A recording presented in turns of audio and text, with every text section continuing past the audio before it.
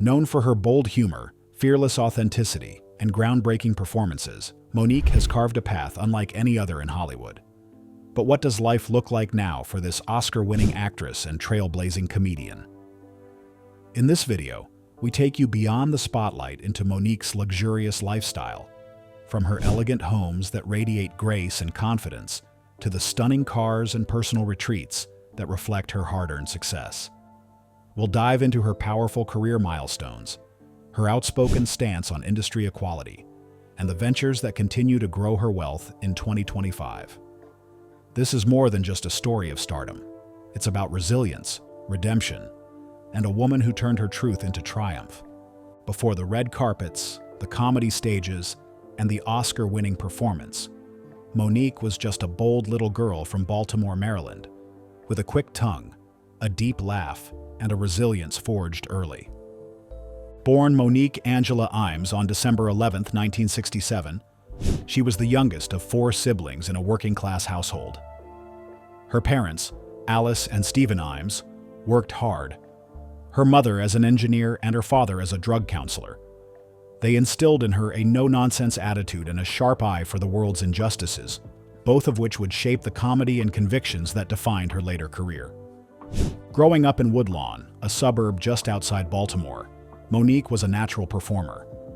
Whether cracking jokes at the dinner table or hosting imaginary talk shows in the living room, she had an undeniable spark. But behind the laughter, there were also early struggles, painful experiences that would later become part of her stand-up material and public testimony. In later years, Monique spoke candidly about surviving childhood trauma, including sexual abuse by a family member, a truth she would reveal with vulnerability and courage. Rather than allow the trauma to define her, she eventually found power in reclaiming her voice, turning pain into punchlines and shame into strength. Education offered its own challenges and discoveries. She graduated from Milford Mill High School and briefly attended Morgan State University, a historically black college in Baltimore, before transferring to the Broadcasting Institute of Maryland. There, she found her rhythm behind a mic, not yet as a comedian, but as a voice with something to say. Baltimore was more than just her hometown. It was her foundation. A city with a rich black culture, a vibrant music scene, and tough streets that demanded grit. The Baltimore Monique knew was equal parts beauty and struggle, and it taught her how to walk into any room like she belonged there. Even then, she was never afraid to challenge norms. She questioned authority, spoke her mind, and stood up for herself when others expected silence. That fire, blunt, brilliant, and unshakably proud, would become the signature of her stand-up sets, her interviews, and eventually, her movement for equity in entertainment. Monique didn't come from a legacy of showbiz or Hollywood dreams. She came from the corners of East Coast living, where survival and self-expression went hand in hand. And even in her earliest years, one thing was clear. Monique was never going to play small. Monique's path to stardom wasn't paved through traditional arts academies or talent agencies. It was carved through the real world, the classroom, and the classroom of life. Her formal education began in Baltimore's public school system, where she graduated from Milford Mill High School in the mid-1880s, already known for her wit, sharp tongue, and commanding presence. After high school, she attended Morgan State University, one of the nation's leading historically black colleges and universities. Though her time there was brief, the experience exposed her to black intellectualism, culture, and confidence on a new level. Surrounded by thinkers, creators, and voices just as bold as hers, Monique began to shape not just her comedy, but her worldview. Seeking a more direct path to broadcasting and media, she transferred to the Broadcasting Institute of Maryland, where she studied radio and communications. Here, she found the technical skills to pair with her natural charisma. Her voice, a deep, soulful, confident register, stood out in every class, and it wasn't long before instructors and peers encouraged her to take her personality to the stage. But while the classroom sharpened her delivery, it was real life that formed her comedic lens. Growing up in a family full of storytellers and survivors, Monique was deeply influenced by both the everyday and the extraordinary. Richard Pryor, Moms Mabley, and Lucille Ball were early comedic icons for her. but so was the woman on the corner who could roast a stranger with elegance and end it with a church hug. Her humor was shaped by a combination of street smarts, family dynamics, and black womanhood in all its complexity. It was at a local open mic night, nudged by her brother, that Monique performed stand-up for the first time. The laughs came fast, the energy, electric. That night marked a turning point. She wasn't just funny, she was fearless. And she wasn't just talented, she was ready. From broadcasting school classrooms to Baltimore comedy clubs, Monique's early influences weren't just about entertainment. They were about survival, honesty, and the power of telling the whole truth. On stage, she wasn't playing a role. She was playing herself, and the world would soon take notice. The moment Monique stepped onto the comedy stage, it was clear. She wasn't asking for permission. She was taking up space. Her first real breakthrough came in the early 1990s when she began performing stand-up at local clubs around Baltimore and eventually Washington, D.C. The scene was competitive, male-dominated, and often dismissive of female voices. But Monique didn't just survive there, she thrived.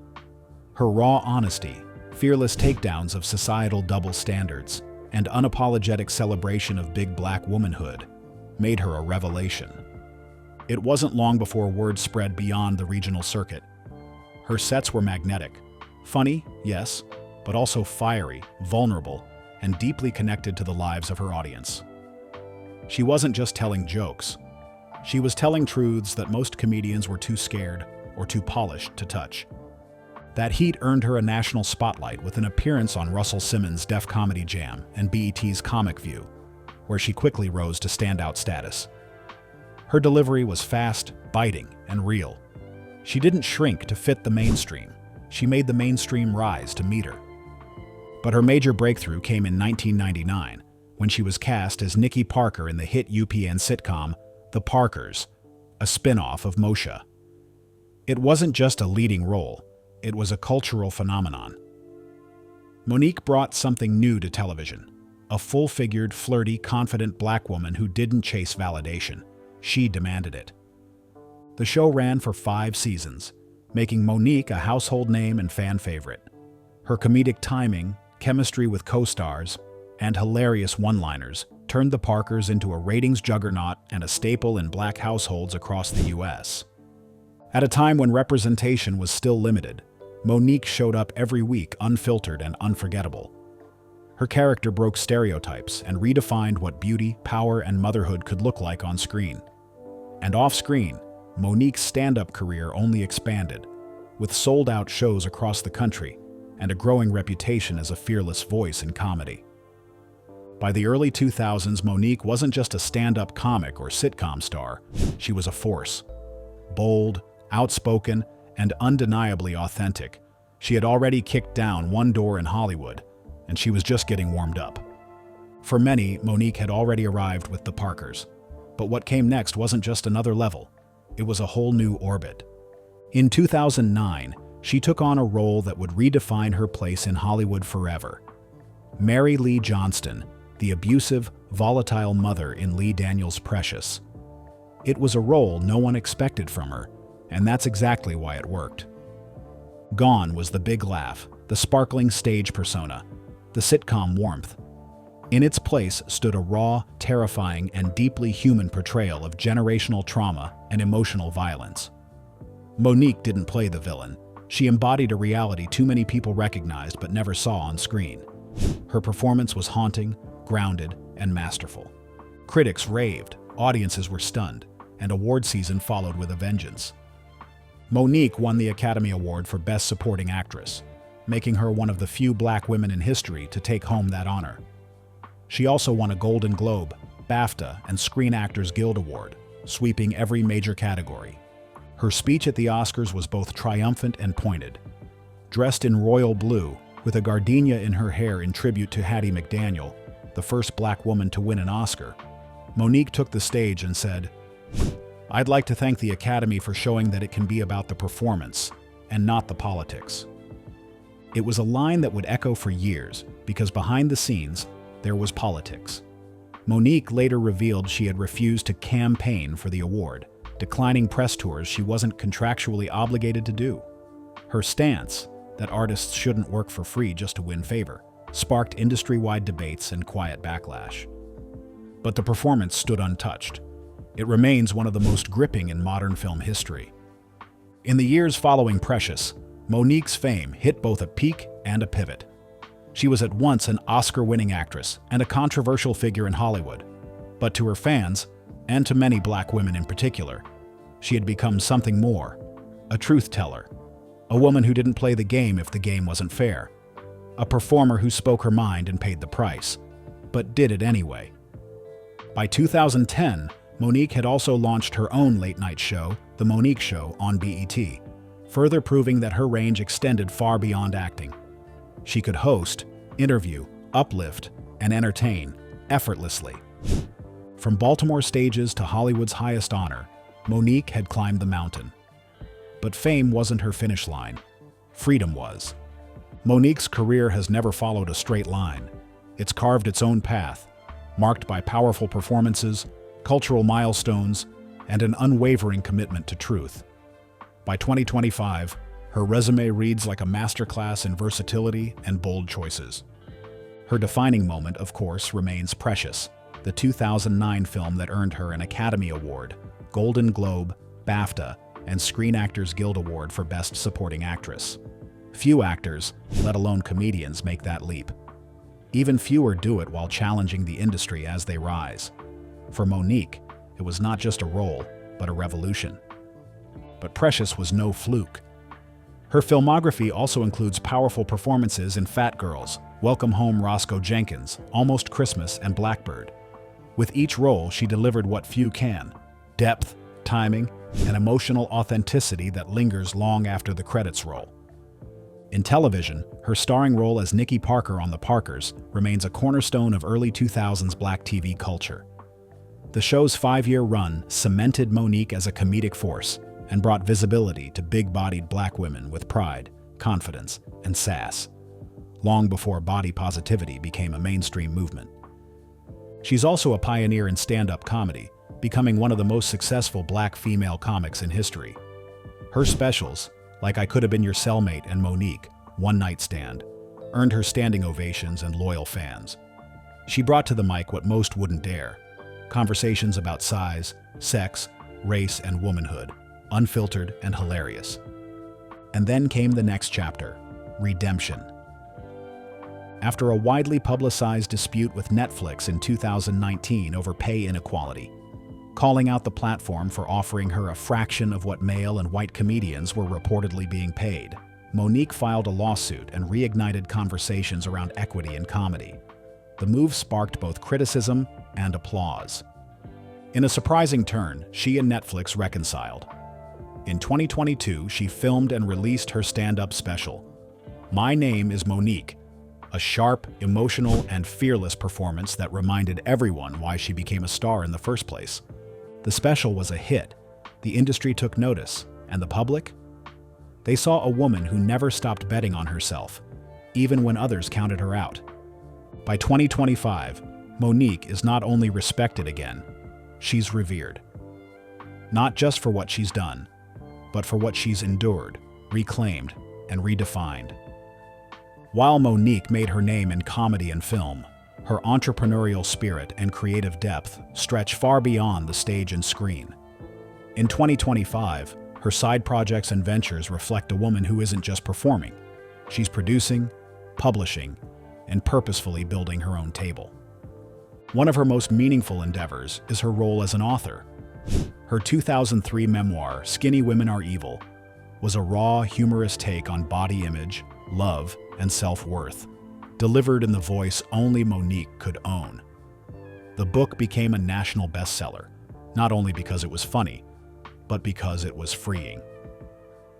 In the years since, she's been quietly working on a second, more introspective memoir, expected to be released in late 2025, which will focus on healing, survival, and spiritual growth. She also co-founded Hicks Media, a production and management company she runs with her husband and longtime business partner Sydney Hicks. The company's mission? To amplify stories by and for Black creators with a focus on narratives Hollywood too often ignores. Hicks Media is currently developing multiple projects, including an upcoming biopic and Monique's directorial debut, a passion project exploring Black motherhood through a poetic personal lens. In the digital space, Monique has built a loyal following with her podcast series, where she hosts deep, unfiltered conversations about love, legacy, and life after fame. The format is relaxed and real, less celebrity guest list, more soul food for thought. Fans tune in for her honesty and stay for her signature blend of warmth and wisdom. She's also quietly stepping into the world of wellness. After going public with her weight loss and health transformation journey, one achieved through plant-based eating, walking, and consistent movement, Monique began sharing affirmations, recipes, and spiritual reflections with her followers. In 2024, she launched a lifestyle platform featuring guided meditations, journal prompts, and wellness tips tailored for Black women reclaiming their bodies and minds. Monique's ventures are never gimmicks. They're extensions of her truth, carefully crafted, deeply rooted, and always aligned with her mission: to empower, entertain, and evolve. Monique's lifestyle in 2025 is luxurious without being loud, curated not to impress, but to reflect peace, purpose, and power. After years of public battles and private rebuilding, she's created a life that whispers what she used to have to shout: "I am worthy." Her primary residence is a custom-built estate in Fayette County, Georgia, nestled on a sprawling 13-acre property that feels more like a personal sanctuary than a Hollywood trophy home. Set behind a gated drive and surrounded by old oaks and manicured gardens, the home is a Southern masterpiece, classic in structure, regal in detail. The interior is a tapestry of opulence and soul: mahogany floors, crystal chandeliers, and floor-to-ceiling windows that bathe the home in natural light. There's a formal living room styled with antique furnishings, a marble fireplace, and Monique's personal favorite touch: an oversized baby grand piano she plays when she wants to be alone with her thoughts.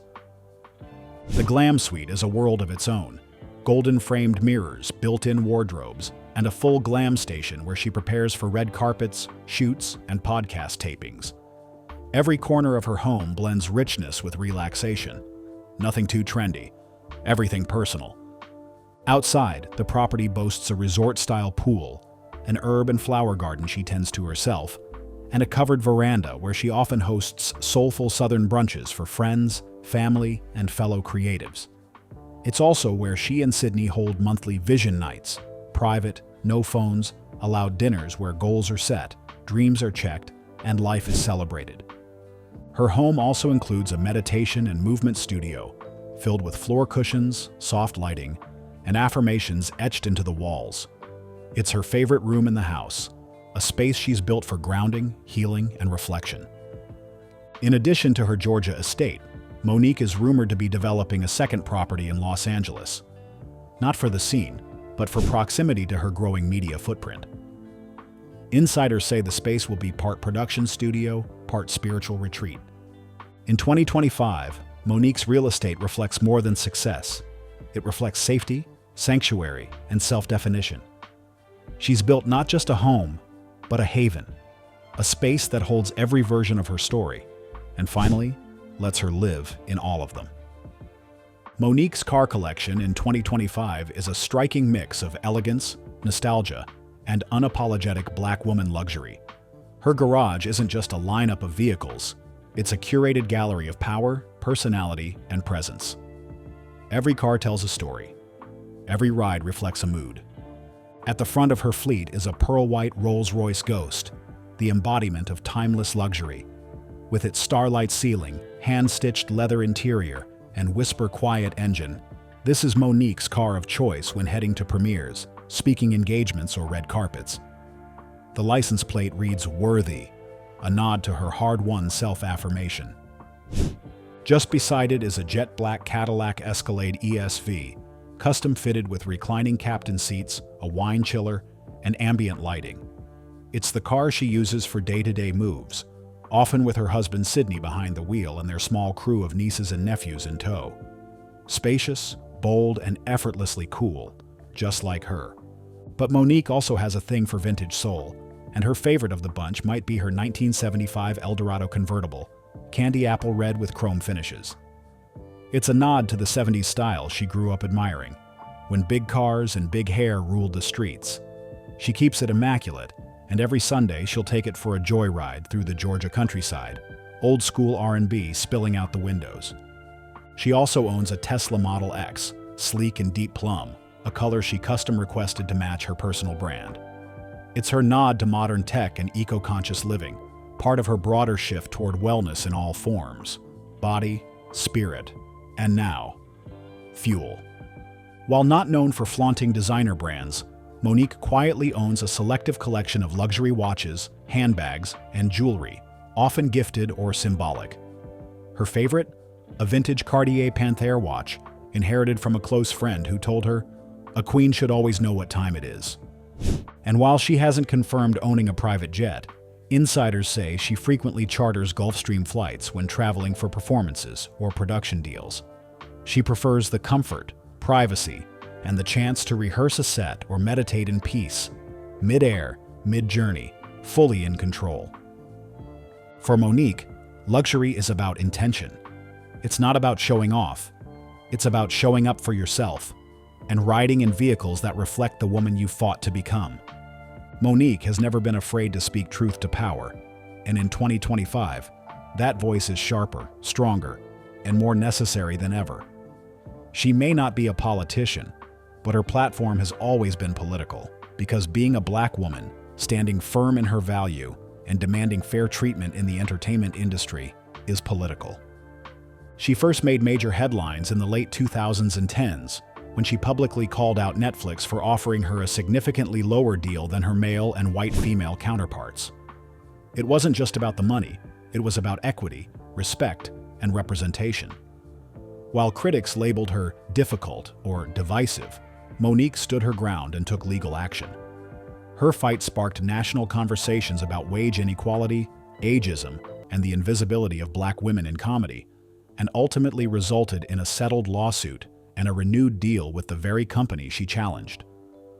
Monique has also used her voice to address racism in Hollywood, calling out gatekeeping and bias with a clarity many shy away from. She's spoken candidly about the lack of protection for Black women in media, the pressures of respectability politics, and the importance of naming names when systems fail. Socially, she's a firm believer in Black liberation, women's empowerment, and financial independence. Her interviews, Instagram lives, and podcast episodes often serve as mini masterclasses in self-worth and speaking up, delivered in her signature tone, loving but unfiltered. While she doesn't affiliate with any political party, she's a strong advocate for community voting, economic reform, and generational wealth building within the Black community. To Monique, power isn't just in politics, it's in ownership. Ownership of your voice, your value, your future. In 2025, Monique's glow is not just external, it's spiritual. Her lifestyle now reflects a deeply rooted philosophy of healing, balance, and self-honor, born from both triumph and trauma. After decades of carrying emotional and physical weight, not just on her frame, but on her shoulders, Monique began a public and personal transformation that had little to do with aesthetics and everything to do with wholeness. Her wellness journey is simple, intentional, and deeply affirming. Every day begins with movement. Not punishing workouts, but joyful motion, long walks, yoga, or dancing to Frankie Beverly and Maze in her living room. She often posts sunrise walks with her husband Sydney, speaking affirmations to her followers in a calm, maternal tone. "Walk in your peace, baby," she tells the camera. "You deserve it." Monique follows a plant-based lifestyle, a decision inspired by her commitment to longevity and clarity. Her kitchen is stocked with colorful whole foods, herbal teas, and natural supplements. But she's also a believer in balance. Sunday dinners still include soul food staples, just now made with love and intention. Spiritually, she draws from a blend of Christian roots, ancestral reverence, and metaphysical practice. Her home features sacred spaces for prayer, meditation, and journaling. She believes in energy, in the power of words, and in speaking life into your day. She calls it doing your spirit work. She also practices emotional honesty as a form of liberation. In interviews, Monique has said, "When you tell the truth, even when it shakes the room, you free yourself." That belief has shaped her career, her activism, and her relationships. In 2025, Monique's philosophy is clear. Wellness is not just physical. It's personal, it's spiritual, and it's political. And the most revolutionary thing a Black woman can do in a world that expects her to give everything is to care for herself first. Behind Monique's bold voice and commanding presence is a deeply rooted personal life filled with unshakable love, loyalty, and chosen truth. In 2025, the woman who has stood before the world with unapologetic honesty shares her most sacred space with her partner in life and business, Sydney Hicks. Monique and Sydney met decades ago. They were friends long before they were lovers. That foundation became the bedrock of what is now one of the most unconventional and fiercely bonded relationships in the entertainment world. The couple married in 2006, and since then they've built not only a marriage, but an empire together. Sydney serves as Monique's manager, producer, and trusted creative collaborator. He's been by her side through her highest peaks and her most public battles, including her standoff with Hollywood over pay equity and respect. Together, they co-run Hicks Media and co-host Monique's podcast, where their chemistry and candor give audiences a rare, intimate view into their union. The couple has spoken openly about their open marriage, not as a scandal, but as a conscious choice rooted in trust, transparency, and personal truth. "Our marriage is built on friendship," Monique once said. "And in that friendship, we've made our own rules. It's not about convention, it's about what works for them." Beyond their romantic bond, they are proud parents to twin sons, Jonathan and David, born in 2005. Family life for Monique is not performative, it's private and precious. While she keeps her children largely out of the spotlight, she often speaks about motherhood as one of her greatest teachers, humbling, hilarious, and healing. Monique is also a grandmother, joyfully embracing her role as G-Ma with the same passion she brings to the stage. Her extended family remains tightly knit, and she often brings generations together for holidays, Sunday dinners, and spiritual rituals at their Georgia estate. In 2025, the foundation of Monique's life is intimacy and alignment.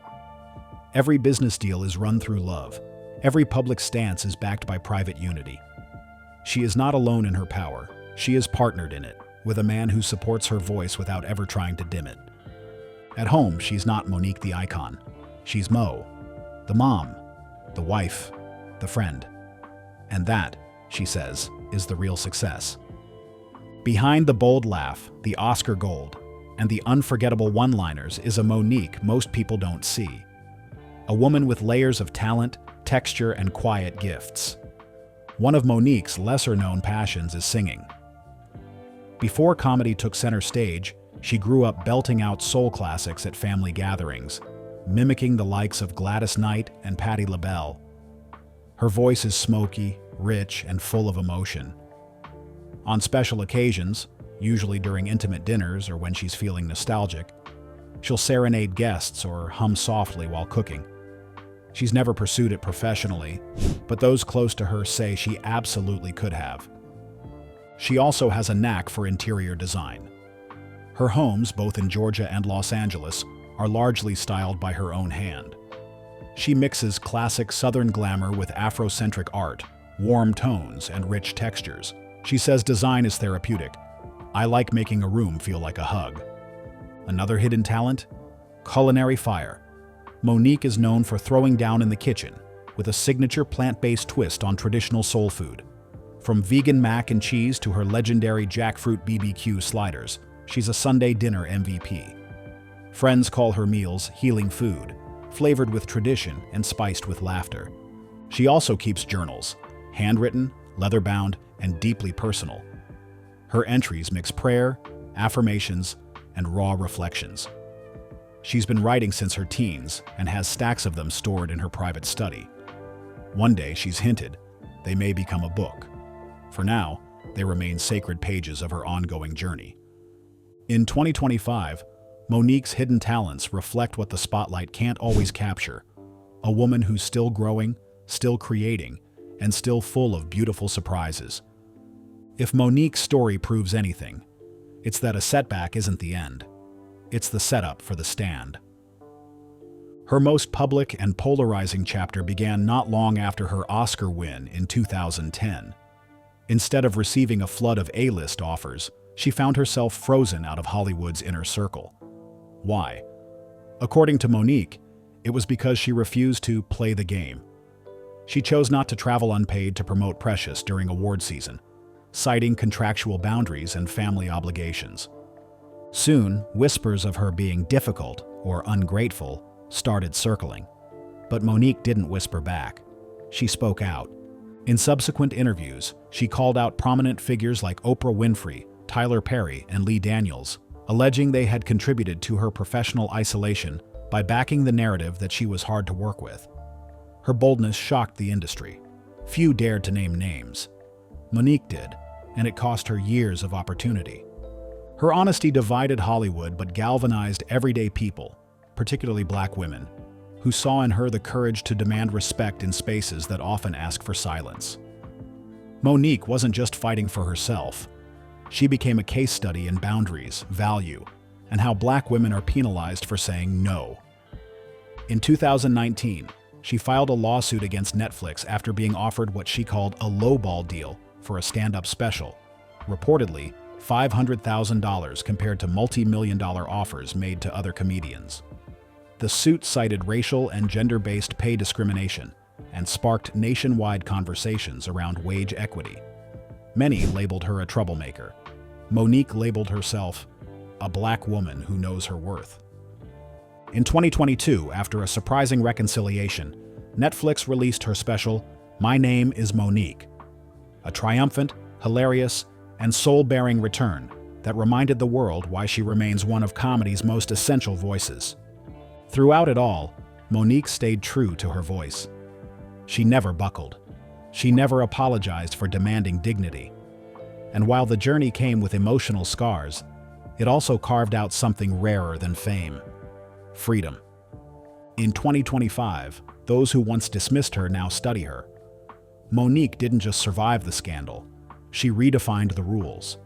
And in doing so, she gave a blueprint for every woman who's ever been told she should sit down and be grateful. Monique stood up and stood her ground. Monique's legacy isn't just carved into stages or cast in gold. It's lived in conversations, in cultural shifts, and in every Black woman who's dared to demand more because she first saw Monique refuse to settle. She is, without question, one of the most influential entertainers of her generation. From sitcom queen to Academy Award winner, she's proven that range doesn't require reinvention. It requires fearlessness. She didn't transform to fit Hollywood's mold. She challenged Hollywood to expand its own definition of excellence. In comedy, Monique blazed trails where there were few. She opened doors for thick girls, loud laughs, and unfiltered truths long before body positivity and authenticity became buzzwords. Her stand-up wasn't just entertainment. It was liberation in a punchline. She spoke for women who had never been centered, and she did it without flinching. In television, the Parkers became a cultural landmark, especially for plus-sized Black women who had never before seen someone like Nikki Parker take up space as a romantic lead, a mother, and a firecracker full of desire and dreams.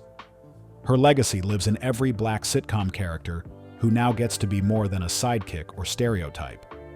In film, Precious wasn't just a role, it was a reckoning. Monique's performance broke through the noise and delivered a raw, unforgettable portrayal that stunned critics and viewers alike. It was art without apology, and it left a mark that still resonates. Beyond entertainment, her impact is measured in how we talk about equity, boundaries, and worth. Monique has become a touchstone in every conversation about how Black women are treated in Hollywood and how they fight back.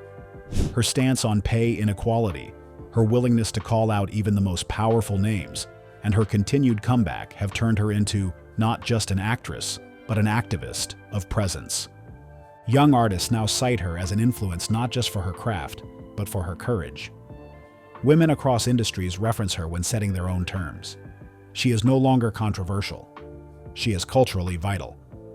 In 2025, Monique's legacy is unfolding in real time. It's not defined by how many roles she's played, but by how many roles she's redefined. As a woman, as an artist, and as a truth teller, she has shown us that the most powerful thing you can be is yourself, loudly, proudly, and without compromise. Monique's lifestyle in 2025 is more than luxury. It's earned peace. It's what it looks like when a woman refuses to be erased, rewrites the rules, and lives fully in the light of her own truth. From a little girl in Baltimore with a loud laugh and big dreams, to an Oscar winner, truth teller, and trailblazer, her journey hasn't been easy. But every chapter, whether celebrated or scrutinized, has been hers. Authentic, unfiltered, unapologetically Monique. She lives in elegance now, surrounded by family, legacy, and softness she fought for. Her estate is quiet, her kitchen full, her career back on her own terms. And her voice? Still powerful. Still needed. Still rising. Whether she's behind the mic, in front of the camera, or speaking directly to her sisters through a phone screen, Monique in 2025 is a living reminder that grace can roar and healing can wear diamonds.